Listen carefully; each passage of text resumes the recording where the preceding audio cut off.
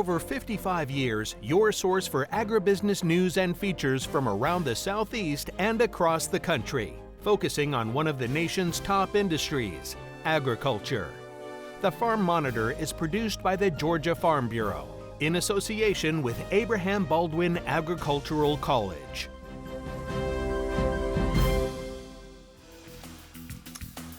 Yeah, who needs formal introductions anyway? To my left, the one and only Jennifer Parson, my given birth name, Ray D'Alessio. And as always, we are thrilled to the max that you decided to join us for another episode of the Farm Monitor.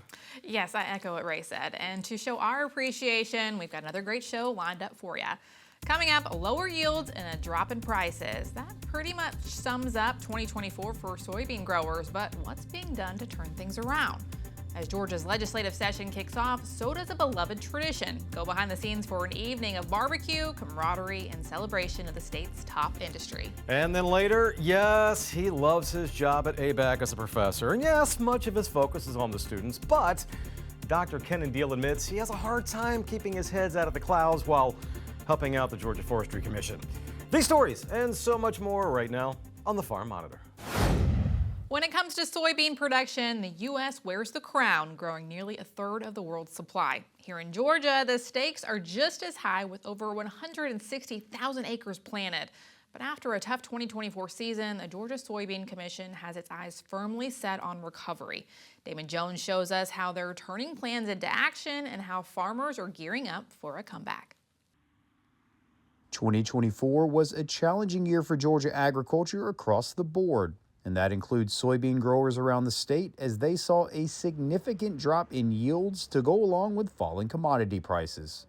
For Georgia soybean growers, the hot summer that we had in June really hurt some of the yield potential we had.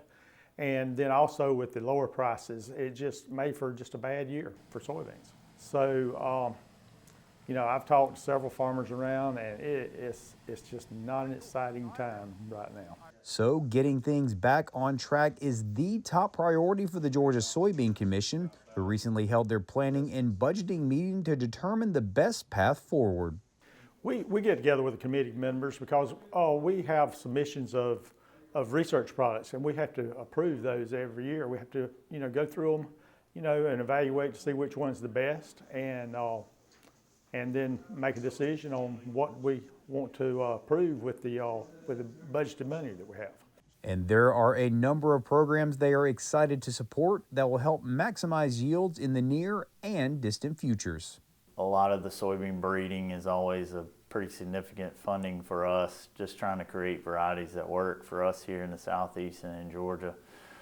So that's kind of a big push that we try to every year. Another thing is just insect trials. This year we've seen a lot more insect damage and more insect problems than we have in the last 5 years. So just trying to keep up with what's coming down the pipe and new things that are coming around that we're going to be running into for the next couple of years. Looking at 2025, the increase in global production, specifically in Brazil and Argentina, has resulted in greater supplies. That means the industry must now find creative ways to market their product. As a Georgia soybean farmer and a U.S. soybean farmer, I think our biggest thing is competition right now, trying to find newer export markets to be able to push some of these newer products that we have, high oleic soybean meal, with aviation fuel coming into effect with soybean oil and biodiesel. While Georgia might not be one of the larger production states, it is still important growers around Georgia voice their issues and concerns on the national level. To have that big voice across the U.S., we still need a voice in the Southeast and specifically in Georgia. Just because we don't grow the same amount of acres doesn't mean we have the same problems or want to see the same things accomplished across the U.S. Reporting from Macon, I'm Damon Jones for the Farm Monitor. As Georgia lawmakers geared up for the 2025 legislative session, the Gold Dome wasn't just echoing with the sounds of policy debates. No. First, it was the sizzle and mouth-watering aromas setting the tone. John Holcomb takes us to the annual event where legislators, lobbyists, and everyday Georgians come together to kick off the session with a unique Southern tradition. As the sun began to set on the Capitol the night of January 12th, the smell of barbecue filled the air just outside of the Georgia Freight Depot, as this year's hog was being smoked, which could only mean one thing. The 62nd annual Wild Hog Supper, an event that's traditionally held on the eve of the legislative session, was underway. For 62 years, there's been a party where they've all come together, members of the General Assembly, members of the public have all come together to sort of celebrate being together. There are no bills moving yet, nobody's mad, everybody's really having a good time, and so it's just a great tradition that brings the members of the General Assembly together along with the public. As Kraft stated, the event is meant to be a friendly one, bringing together legislators, lobbyists, and the public before the serious business of lawmaking begins. However, it also serves to celebrate the great partnership between Feeding Georgia, Georgia Grown, and the state's farmers and farm families. The partnership between the Department of Agriculture and Georgia Grown is a phenomenal partnership where we bring our number one industry, and partnering with those groups like Feeding Georgia and our food banks all across the state that are helping our families that are food insecure get food on their table. I think that is an important partnership because our farm families all across Georgia that produce that food that ends up on that plate.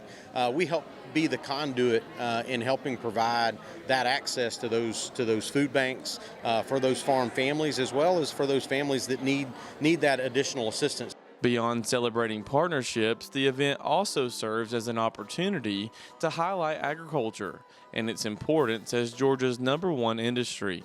It's the official kickoff to the General Assembly, and so it's awesome to get our legislators and state leaders together, and obviously with a focus on our #1 industry. So, obviously at the department and Georgia Grown and being the commissioner and our friends in the agricultural industry that are involved in this, along with Feeding Georgia, we get that first opportunity to have those conversations with legislators as the session gets kicked off here tomorrow, and gives us that opportunity to remind them how important our #1 industry is, how important it is to support our farm families, how important it is to ensure that those families that are insecure, that they're able to have access to high quality food that Georgia farmers produce every single day. Our hosts are the House and Senate Agriculture Committees and Agriculture Commissioner Tyler Harper.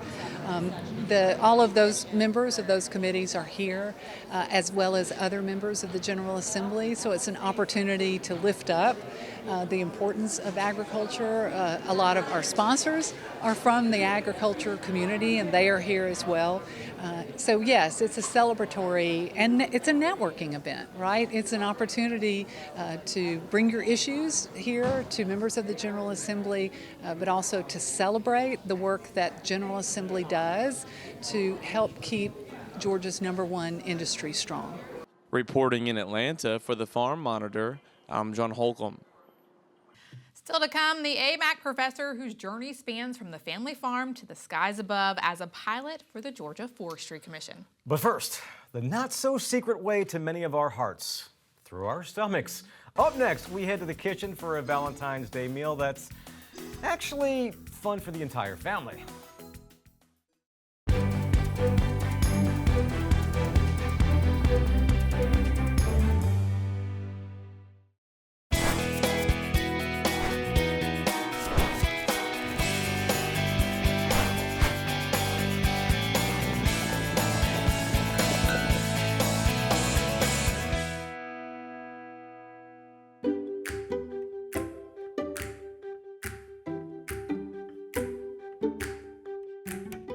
All right, so all those who are out there stressing out about Valentine's Day, this is for you because for the most part, a lot of us, we lack in the skill area when it comes to Valentine's Day, me included. I never know what to cook the wife, I never know what to get her, but we have Dr. Tracy Brigman here today, who is really kind of this month the doctor of love. That's right. So you have some good recipes and some good ideas for Valentine's Day. So what do we have? So I have some fun recipes, some great ways to get in some fruits and vegetables. We're going to start with a cheese fondue, which is a great way to, you can individualize it and pick your proteins, pick your vegetables. So we're gonna start with some roasted vegetables that then we'll move on to the actual cheese fondue. So what I have here, I have a package of kielbasa that I cut into 1-inch pieces. We're gonna put that in a bowl.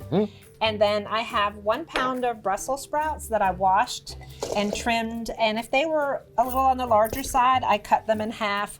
If they were kind of small like this, I left them whole.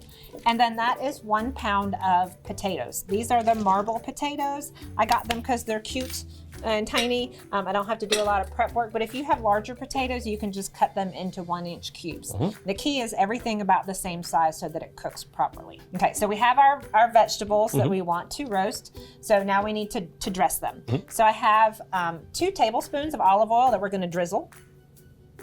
That was more or less so. And then we're gonna mix our seasonings together before we put them on our vegetables so that we don't have pockets of individual seasoning. So that is 1 teaspoon of sea salt. And then I have a 1/2 teaspoon of black pepper, a 1/2 teaspoon of onion powder, a 1/2 teaspoon of garlic powder, a 1/2 teaspoon of dried oregano, and a 1/2 teaspoon of dried basil. So, you know, you can mix and match your seasonings as well. That's what's so great about fondue. Pick your dippers, pick your seasonings. I have my oven preheated to 425.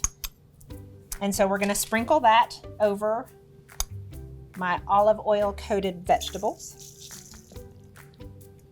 And then we're just gonna give it a toss to make sure, again, the olive oil and the seasonings are well distributed. So once the seasonings are mixed and the olive oil is coating all of my food in the bowl, I'm gonna put it on a parchment lined jelly roll pan or cookie sheet, whatever you wanna call it. Yep, and we are going to spread it out so the heat can get to it evenly. And then we're gonna stick that in the oven, again at 425 degrees for about 25 to 30 minutes. You know, test your potatoes to see if they're done. If it needs a little bit more time to soften, that's fine. So we're gonna put this in the oven for 25 to 30 minutes. And while this is cooking, we are gonna make our cheese fondue. On the stovetop in a medium saucepan, I have 2 cups of 1/2 and 1/2, and it's starting to warm up.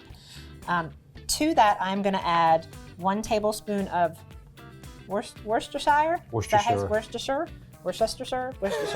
I'm gonna add that to my warm 1/2 and 1/2. And then I have 2 teaspoons of dry mustard. And then this is 1 garlic clove minced. The recipe actually calls for 1 garlic clove halved, and then you take it out after it's heated through. I like garlic in my fondue, so I minced it so that I could keep it in there. But if you're not a big garlic fan, you can have it, flavor it or season it, and then bring it out. So while this is warming, I have here 1.5 pounds of shredded cheese. I did half sharp, half medium, but you can do all sharp, all medium.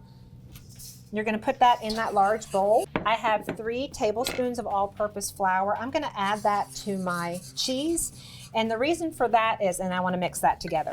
If I added 3 tablespoons of all-purpose flour to my warmed 1/2 and 1/2, I would get clumps and a lumpy cheese sauce. So then I'm gonna take this, and once I have this heated, I'm gonna add a little bit of cheddar cheese at a time until it melts. Okay, so it's been about 5 minutes. I got all the cheese in, again, low and slow, but it still only took 5 minutes. It looks nice and melty. My vegetables and my kielbasa are done. I tested a potato to make sure it was cooked all the way through, and it was. So as did I. Yeah, so we can take some of this cheese fondue, put it in an individual bowl, and put whatever dipper we want, our vegetables, our kielbasa, some bread, or some apples, and you have a super simple entree meal for whatever occasion. This time it's Valentine's, but you can use it whenever. And now we can move on to dessert. This is a hot chocolate dip. It's not hot, it just has hot chocolate in it. So you take a container of Cool Whip that's defrosted, not melted, but defrosted. All right, and then I have a container of marshmallow fluff. So much sweet. All right, so we have our fluff in and our Cool Whip. And now what makes it a hot chocolate dip is you choose 2 packets of your favorite instant hot chocolate mix. So you can. So I have a Mexican hot chocolate dip, which has a little bit of cayenne and cinnamon. And then I have regular milk chocolate. You can get dark chocolate, but 2 packages of, again, your favorite hot chocolate mix. So after about 5 minutes of stirring, it's nice and smooth and we're ready to dip. Yep. So again, we have, you can dip cake, you can dip fruits, super easy Valentine's dessert or whatever special occasion. Yes. So. Valentine's Day, February 14th. Mark it down on the calendar. Now you have not 1 but 2 phenomenal recipes that you could fix at home or wherever you want to fix them, and just find those recipes by logging on to farm-monitor.com. Going up to the top of the page there, you will see the recipe section and you will see Tracy's masterpieces on there. So thank you, because you saved Valentine's Day 2025 for me. I know what I'm doing. Super easy, so. right? Tracy, good to see you. Good to see you as well, and we will see you next month. Enjoy.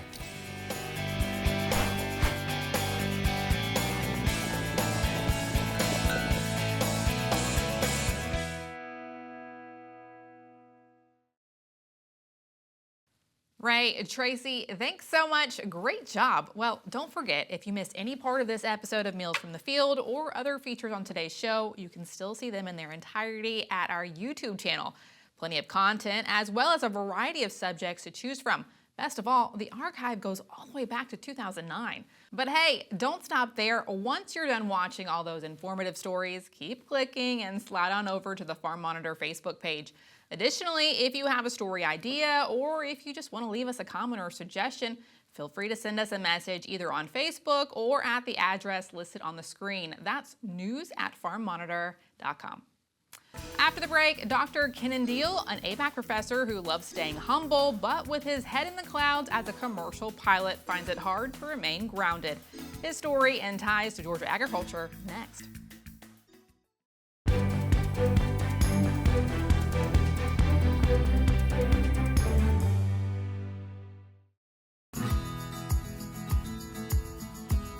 Any food and all foods that we make has some environmental impact during their production. Beef in particular is a fairly complex production system with a lot of different environmental impacts, so it is important to study beef. Actually 18 different metrics or measures of environmental impact that we have looked at. It's a complex system from producing the calves on a cow-calf operation, moving through different phases to the maturity of the animal when it's ready for harvest. And then we go on down the line through processing, transport, retail, restaurants, and the consumer, and the waste produced through all those phases. So we're looking at that full system, and there's environmental impacts along the way. We generally work with 20% loss and waste from the animal on. It's important, I guess, in 2 ways. One is that waste generally ends up in a landfill where it decomposes and actually produces greenhouse gas emissions along with some other environmental impacts potentially. I guess the more important thing is how it impacts the environmental, say, footprint. If you're wasting, in the case of beef, 20%, that increases the environmental impacts, the footprints of all the different metrics and measures of environmental impact by 25%. So it's impacting everything. I think it's important to know where the environmental impacts are occurring. Just getting the good information on what's happening where is important.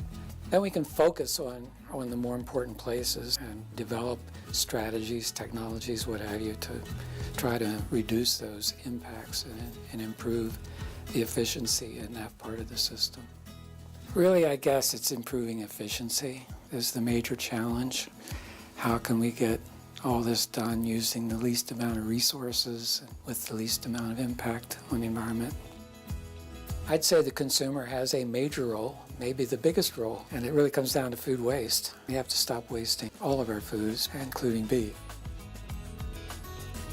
We've got a growing global population, and particularly that population needs protein. Beef is one of the best protein sources we have. There's a lot of interest globally in developing more beef production, but we have to really do it in an environmentally friendly way. So lots of opportunity and hopefully lots of success for the future.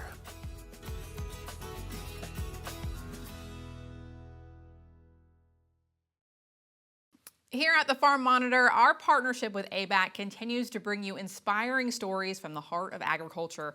And this week, we're going beyond the desk. Get ready to meet Dr. Kennon Deal, an associate professor of chemistry and biochemistry at ABAC. Raised in rural Appling County, Dr. Deal's journey from small-town farm kid to the skies above reveals a fascinating love for aviation that has shaped his life. My name is Kennon Deal. I am an associate professor of chemistry and biochemistry.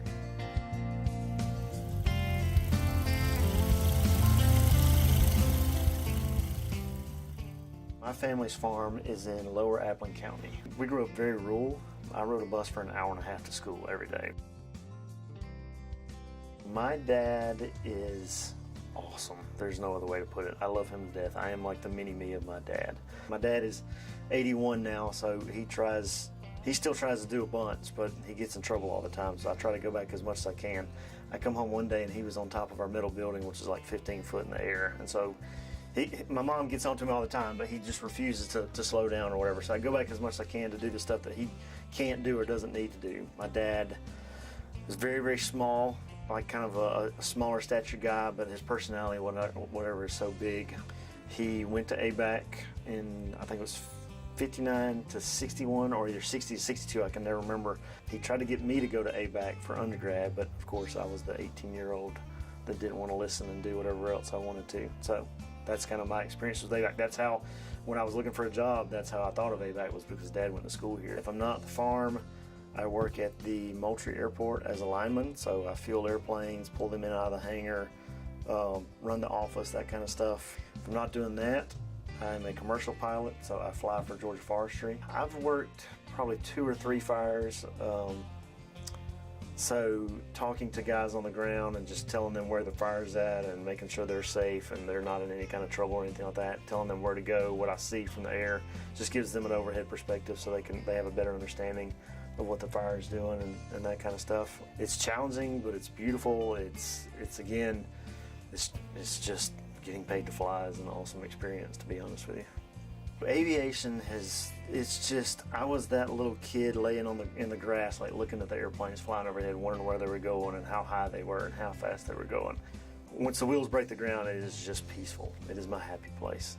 Getting that license and getting the ratings I have now is, next to my PhD in chemistry, is probably my best accomplishment, I think.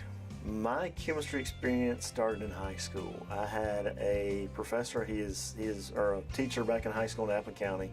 He has passed away now, but his name was DeLone Brewer, and he was just a redneck farm boy like I was. But in class, I could ask him any science question I could think of, or really anything, and he could come up with a good answer. I always thought it was fascinating that even if he didn't know anything about the topic, he could logically kind of put a thought process together and come up with an answer that was normally in the ballpark always. And so I knew as soon as I graduated high school what I wanted to do. I am proud of being a pilot, but I am most proud of being a great professor. Like, I love my job. This is the best job on the planet.